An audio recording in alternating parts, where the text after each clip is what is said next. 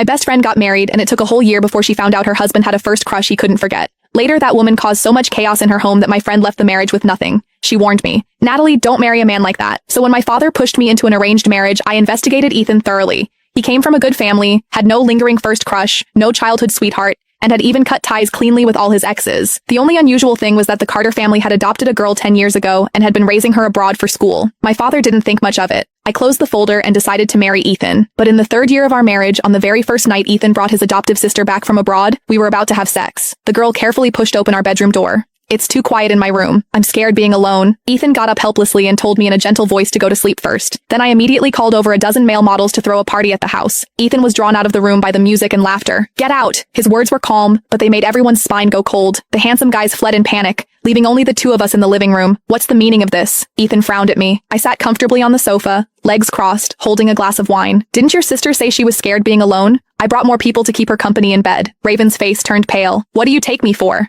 I smiled brilliantly, enunciating each word. "A shameless homewrecker who seduces her own brother." Ethan's expression turned cold instantly. "Natalie." Raven's eyes reddened, trembling with anger. "What right do you have to say that about me? Everyone knows you used to be a player. If it weren't for the marriage arrangement between our families, my brother would never have married a woman like you."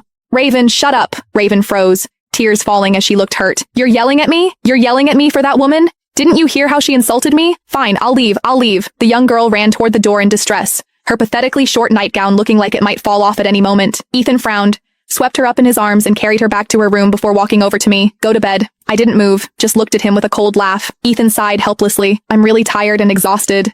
Can you please not make a scene? Did you hear what your sister said?" Raven is still young and spoke without thinking. I apologize on her behalf. He forcefully pressed me down on the sofa and kissed me like a punishment, his voice low and husky. "Natalie, do I need to remind you that you're married to me now?" I laughed, but my eyes reddened, and even my voice trembled involuntarily. "But don't you forget, who dragged me out of bars again and again, who shamelessly claimed to be my fiancé, who desperately insisted on marrying me." Ethan pulled me into his arms. "It was me. I had to have you and no one else." I pushed him away coldly and slammed the door shut with a bang. "Ethan, it's either me or her. Make her leave tomorrow." The next morning, Raven was wearing Ethan's shirt, cheerfully greeting me at the dining table. "Hi, good morning." I froze instantly. In our 3 years of marriage, Ethan had never set foot in the kitchen. But there he was, wearing an apron, making soup. "Come try it.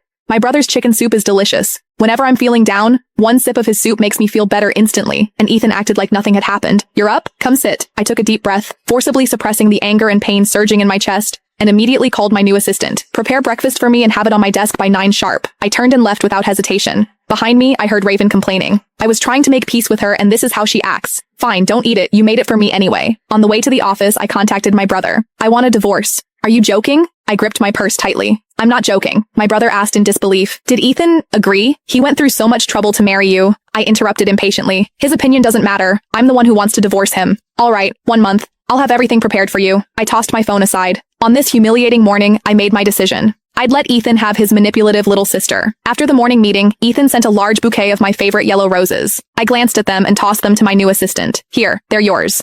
I pulled out a card and tucked it into my assistant's shirt pocket. The breakfast suited my taste perfectly. "Consider this a bonus." The assistant smiled and accepted it without hesitation. "Thank you, boss." Ethan watched him leave calmly, then pressed me against the desk. "You know how to make me angry, so you're deliberately getting revenge?" I laughed coldly. If I wanted revenge, I wouldn't have given him a card just now. I would have given him the key to my private villa. Ethan looked helpless. "I canceled all my meetings today to come see you. Are you still angry?" He pulled me into his arms. "Natalie, what exactly are you angry about?" I almost laughed out loud. I'd been furious all night and he had no idea what I was angry about. I showed him my phone. It was a friend request from Raven. Her profile picture had just been changed this morning. In the photo, she was still wearing Ethan's shirt from this morning, making a cute face while surrounded by a sea of yellow roses. "The breakfast you made was for her, not specifically for me. We've been married for 3 years and you've never cooked before. The flowers? You sent me a bouquet, so she pestered you for an entire field of them. Am I wrong?" Ethan was silent for a moment before saying, "If it's because of these things, I can cook specifically for you tonight. I can send you—" I angrily cut him off. "Enough, Ethan. Don't you understand? Raven has crossed the line. And you've enabled her crossing the line. Enabled her to cause havoc between us." Ethan looked incredulous. "Natalie,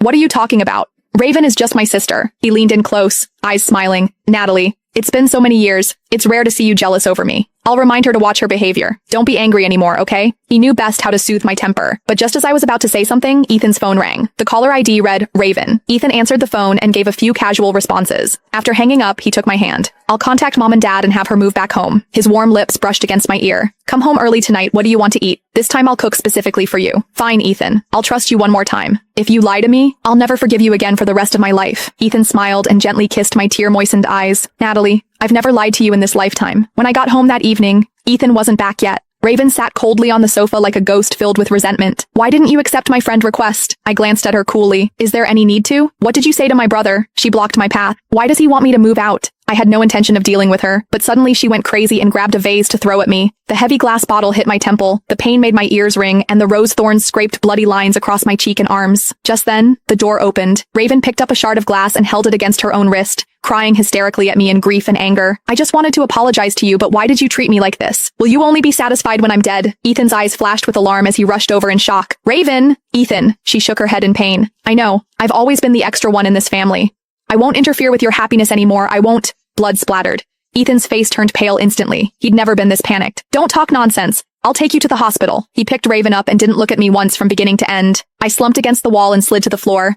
It felt like my heart had been cut with a knife too. Late at night, Ethan came home exhausted. He was carrying his suit jacket, leaning against the doorway, frowning as he watched me pack my luggage. You're leaving? What else? My sharp tone made Ethan lower his voice. What are you making a fuss about now? No one is blaming you. Oh? Is this your greatest tolerance and forbearance toward me? I dropped my suitcase and looked at him with a cold laugh. Ethan, what right do you people have to blame me? Ethan Ravened his emotions, trying to reason with me. I already said I'd have her go back home. Why did you still have to provoke her? What did I do? I just didn't accept her friend request on Snapchat. Ethan's expression turned cold and his tone carried rare anger. Natalie, can't you be a little less harsh? I already told you she's just my sister. She can't handle stimulation. I'm begging you. Can you please even just a little bit show some understanding for her, some compassion? I looked at this man's emotional outburst. My heart felt desolate. In 3 years of marriage, he'd never lost his temper with me like this. I struggled to suppress my trembling. Yes, I'm harsh. I'm vicious. Ethan, then please spend the rest of your life with your innocent, fragile, pitiful sister. Ethan took a deep breath as if his patience had reached its limit. His voice turned ice cold. You don't need to pack. I'll take her and leave. When you can calm down, we'll talk. I locked myself in the room. I heard him packing his luggage, then finally the cold sound of the door closing. I didn't know where he went, nor did I care. But his cousin once sent me several screenshots of Raven's social media posts. Whose 24-year-old still gets forbidden from going to bars by her brother? Well, I'm going anyway. Attached were her chat records with Ethan. Today's house husband brother, another day of being hand-fed by my brother. The selfie showed Ethan chasing after her to feed her, looking indulgent. Tested it for you all. Men's shirts are really comfortable to wear. So cozy. She was curled up on the sofa taking a selfie, deliberately showing Ethan working in the background. In the past, given my personality, I would have confronted them both and slapped each of them. But now, my heart was oddly calm.